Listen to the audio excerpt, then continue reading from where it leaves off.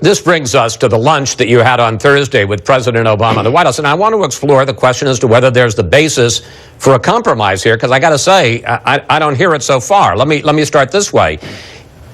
From your view, after having lunch with the president, do you think that his so-called charm offensive is sincere, that he's really looking for compromises on issues that still seem like there's a big divide, or do you think it's more political theater to at least appear to be reaching out?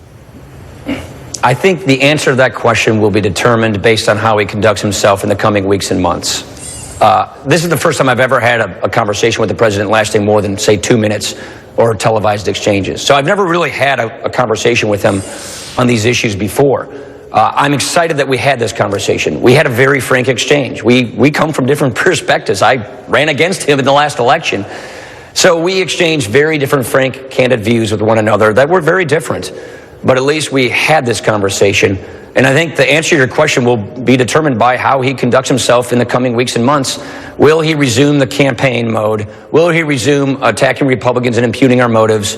Will he resume what is long believed to be a plan to win the 2014 elections? Or will he sincerely change and try and find common ground, try and work with Republicans to get something done? That's what we hope happens. Well, we want to get a down payment on the debt crisis. Let me pick up on that. You talk about coming from different perspectives. One of the last times that you and the president were together was 2 years ago, almost exactly 2 years ago, when your budget that year had come out, and with you in the audience, the president took apart the proposed spending cuts you wanted to make. Take a look.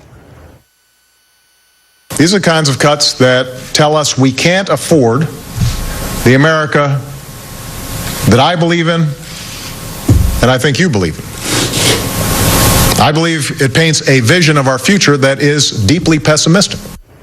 The vision he's talking about, of course, is the Ryan budget. Did that come up at the lunch, Congressman? It didn't, but that's basically what I was saying. If you impugn people's motives, if you say these draconian cuts, which, by the way, we're increasing spending by an average rate of 3.4% a year, that does no good to get to common ground. That makes it impossible for parties to come together to bridge the gaps. And so if that kind of rhetoric resumes, then we'll know that this was for show and it wasn't sincere. I hope that this is sincere. We had a very good frank exchange, but the proof will be in the coming weeks as to whether or not it's a real sincere outreach to find common ground. Look, Chris, I think there are things that we can do that don't offend either party's philosophy, that doesn't require someone to surrender their principles to make a good down payment on getting this debt and deficit under control. That's what I would like to achieve for the sake of the country. Let me pick up on that with you, Congressman.